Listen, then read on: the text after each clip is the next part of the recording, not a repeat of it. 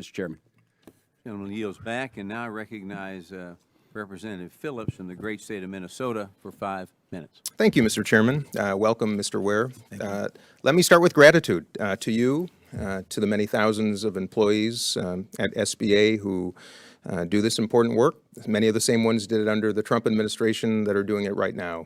And I don't think we express enough gratitude to those who are doing what we want people to do, which is to look after taxpayer dollars. I like this committee when the spirit is to restore faith in government. Casting stones and blame is absurd.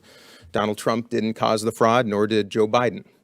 I want to make sure that we go after the fraudsters. All of my colleagues on the other side of the aisle want to do the same. What troubles me is that President Biden requested $47.7 million to appropriate dollars to this effort.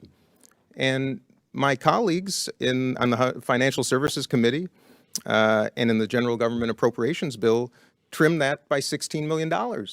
So it's just a little incongruent, I might say, to say we need to go after this and yet not appropriate the resources to do it.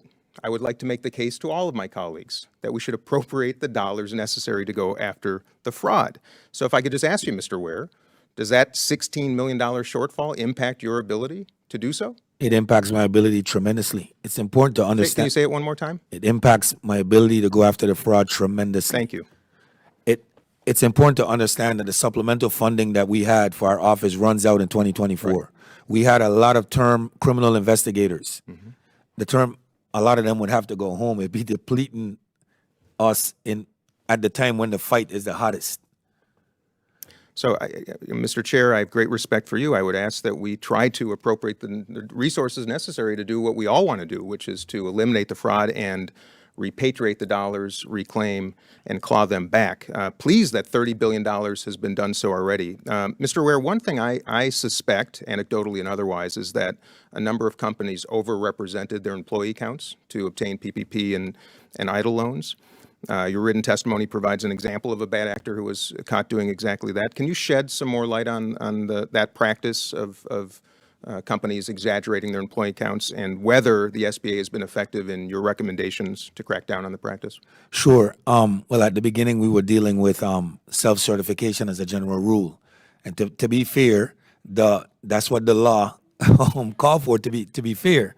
It was self-certification. You couldn't review tax records. You couldn't review much of the employee information as well, and for speed. But since then, those things have been tightened up quite a bit. But the way it worked, it was pretty simple. I'm self-certifying, so there's nobody checking. So I could easily say 50. The fraud triangle is a well-known concept. There was pressure, financial pressure. Everybody, where we were as a nation, and then there was the opportunity with the lack of controls, and then you rationalize it in terms of, well, why not? Everybody's doing it. Mm-hmm. So you spoke about data sharing between agencies to support your work. I presume that would include the IRS? Yes, it would. Are there systems and structures and technologies up to par right now in a way that is necessary to give you the information you need on a timely basis? I don't know if it is, but I know that when we work through certain agreements, we're able to get it. But I would argue that not just oversight entities, but some of these agencies could communicate when it comes to issuing government funds. Mm-hmm. I would just argue that it might not be wise to reduce funding to the IRS when we need to go after both fraudsters and tax cheats. But let me just wrap up by one more time just saying we can distill this entire hearing down into a simple question. We all agree that there's fraud. We all agree we should go after it. We should also all agree to resource it to the level that the administration has asked. We should not be cutting it by $16 million. It makes this entire hearing, unfortunately, nonsensical. With that, Mr. Ware, I want to thank you. I know hundreds of PPP and EIDL recipients in my own district say thank you. Thousands of businesses and millions of employees around the country say thank you. When we did this, we were under duress. We knew it would be complicated. We knew there would be fraud. I was here when we did this.